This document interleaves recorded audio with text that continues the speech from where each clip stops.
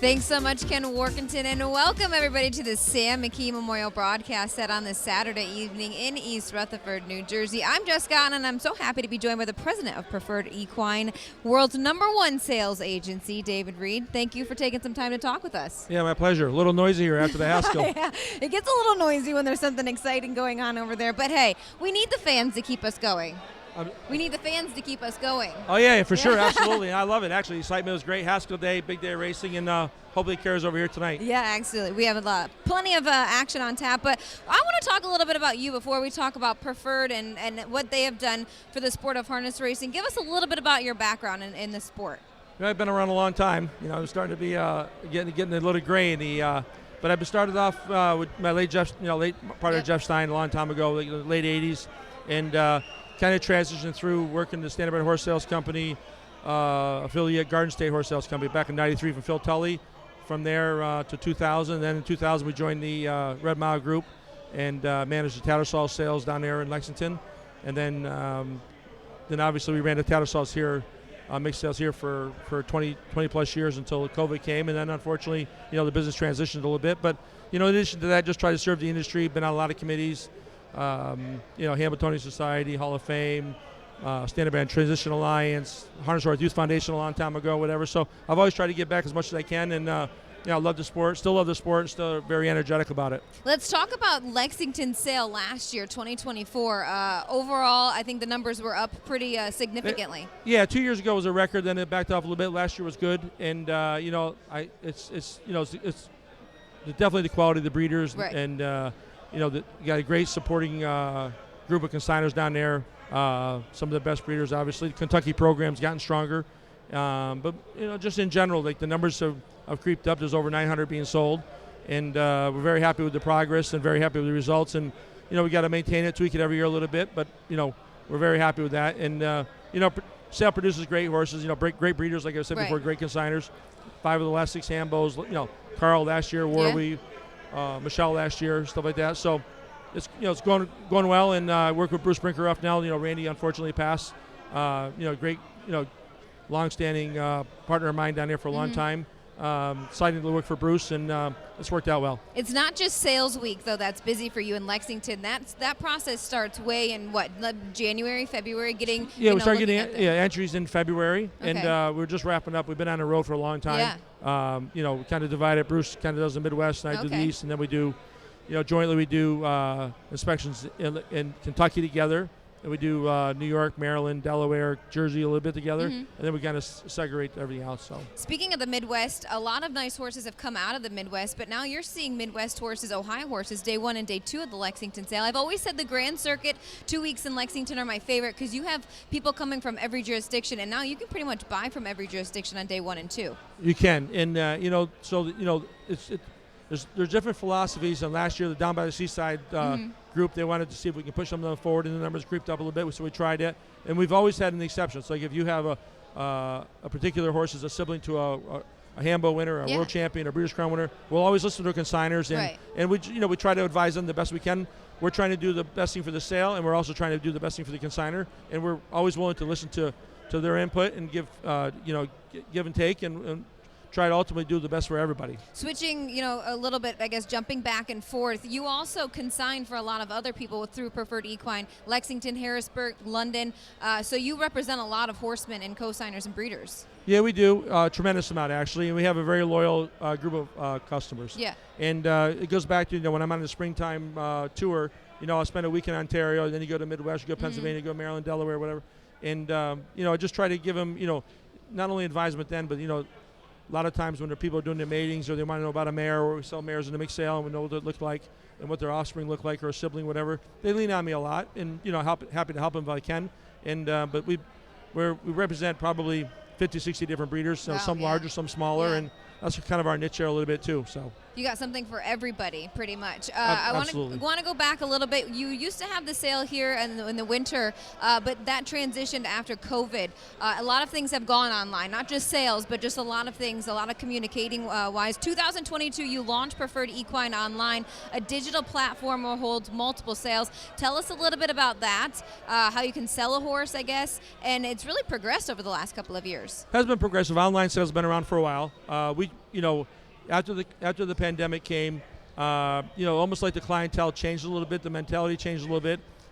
Personally, even though we have online sales, I miss the live sales. Yeah. I think live sales are important. Yes. I've said that right from day one. But the lack of support of entries, the racing program changing here, no winter series, multiple reasons. So we were forced to go online. I really didn't want to, but since we went online, I always want to give the customer the same experience. At Preferred Equine Online, we review our entries, we'll turn down entries, we approve the buyers, we collect the funds, we distribute the funds, we break up the partnerships. So we're much more full service, and really want to just keep the integrity level of the transaction as high as possible. Yes, and how often do you hold those sales? Every online? 2 weeks we have a Every sale. Every 2 weeks. We're flexible. We'll do. Okay. If the opportunity is right, we'll do anything. Actually, as long as it makes sense. But our regular calendar is every 2 weeks, every other Monday, and been doing it 3.5 years or 3 years, something like that. Now it's worked out very well.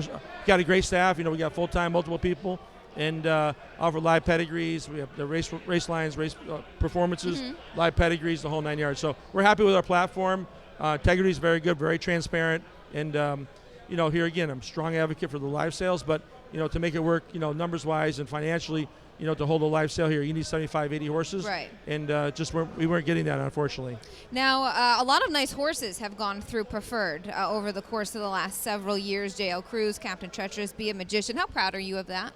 Very proud. As a whole, whether it's live, whether it's online, whether it's they're selling them as yearlings or even as racehorses. Last year, represent the quality of the clients we have is fantastic, obviously, and sold the highest priced racehorse last year at Harrisburg for a lot of money, highest priced broodmare foaled to Walnut for $1 million, and yearlings, etc. But really, we do at Preferred Equine. You probably see by our social media and our advertising. We really are proud of our graduates and really want to promote that because, as you say, when we're at a sale, mixed sale, yearling sale, we have something for everybody and all price points. And we have such a big following. It's just very gratifying. But more importantly, we know that we have a source for many levels of horses. Yes, you guys also do a lot. You have yearling consignment, mixed sales, private sales, matings, stallion syndication, and appraisal. So you're busy 365. Oh yeah, 365. People stop asking what you do after the sales, but been the Walnut Syndicate manager since the launch of him, and obviously that's very, very good. Yeah. This year we had Winner's Bet, went to Blue Chip, fully syndicated, had great support there. Legendary Hanover went to Southwind, same thing. Bred a full book of mare, and then we handle a few stallions for frozen semen from Europe, and then also we send frozen semen over there for the stallions that we manage as well. Yeah, and you mentioned earlier, Ready for Money. That was he's doing quite well in Ohio, first crop for him. Yeah, a little biased there, but I was a big fan of him. Obviously, we bred Ready Cash blood, bringing it with trying to diversify the bloodlines a little bit, and at the time, Ohio was a good fit, and the Mossbergers have been after us for a while to try and do something. And it's a good home for him. He's off to a great start so far, and I'm biased, but they looked good last year, and they're very uniform, and I'm happy to see the results he's having right now. Yeah, and their program is continuing to grow, as is Kentucky, so it's nice to see that as well. Preferred Equine has always been a big sponsor. I feel like everywhere you go, you see the Preferred Equine logo, whether it's at Scioto when they walk out of the paddock or here at the Big M. Longtime sponsor of our starting gate, which has turned out really nice since we got the new one. Yeah, so very much so. So that goes back to Sam McKee. Okay. And a long time ago. And listen, obviously Sam was a great talent. We miss him dearly. And but that was his idea. We kind of bantered back and forth. I wanted to help and support it, but I really just didn't want to give money away. Yeah. And so he was the one that kind of came up to that. But we always try. Listen, dollar for dollar, we probably give back. As much as anybody in the industry. Really happy. I went out to Scioto this spring on our yearling visitation, and I happened to be in the parking lot. Called Jason. Hey, Jason, I'm in the parking lot. Where are you at? So, kind of showed me around, showed me a new paddock. Breeders' Crown's going to go there. Yep. Obviously. As I mentioned before, on the Hamiltonian Society, happy to see the Breeders' Crown move around a little bit. Happy to see Ohio get that, and I wanted to jumpstart the year beforehand, and it's a growing marketplace, and I really just Preferred Equine Online can serve a lot of people. and we really want to branch out into that area. But it's also to support the upcoming Breeders' Crown and things like that. So we try to support as many people as possible. We do things in Ontario, we do things in Kentucky, and we're always happy to help if we can. And like you mentioned, you do a lot within the industry as well. We'll bring up a little graphic here before I let you go. A Hamiltonian Society, Hall of Fame, Standardbred Transitional Lion, Graded Stakes Committee. You're busy. It's not just the sales company. It's through the whole industry. True, but listen, the industry's not overly big. I mean, right. But here again, a lot of them they crossover, a lot of cross driving, and like the Graded Stakes Committee, they've been talking about doing Graded Stakes for 20 years, maybe 30 years, they kind of got relaunched this year. Happy to see it. You guys got a bunch of Graded Stakes coming up here on the Hamiltonian Day. Looking forward to you guys start promoting them a little bit, and the industry has to get behind it. And is it going to be perfect? No, but we have to start. And you got Grade 1 Hamiltonian, Grade 1 Hamiltonian Oaks. Got many Grade 2 races that day, and I just think it's important to promote the races as such. Yes, the greatest day in harness racing is what they love to call it, the biggest party. Listen, people know I do crossover, I do thoroughbreds as well. Yep. And they're having a Grade 2 race up in Saratoga today. There was a Grade 1 last year. So there's always going to be fluctuations. There's going to be some modifications, and get the first year launched and see how it goes. But I'm happy it's going to be reflected in the sales catalogs this year. USTA took a big undertaking to do that. So I think coming in, the public's going to see a different catalog this year, and that's going to really maybe jump forward a little bit. But looking forward to having that done as well. There's always room for improvement and tweaking, obviously, with anything you do. Listen, you got to look forward, don't look backwards, exactly. right? You always got to try and improve every day. One last thing before I let you go: where can we find Preferred Equine? Social media, websites. Yeah, Preferred Equine online website. It's on our social media. We're not hard to find. Just Google it.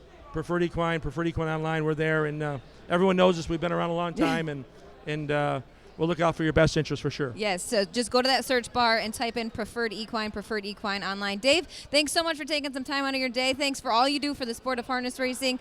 Great to catch up with you, and enjoy your night. Yeah, thank you very much. Thanks for everything. All right, we're going to take a quick break, and when we come back, we're going to dissect some of those Tompkin gears for the 3-year-old trotters with Dave Little.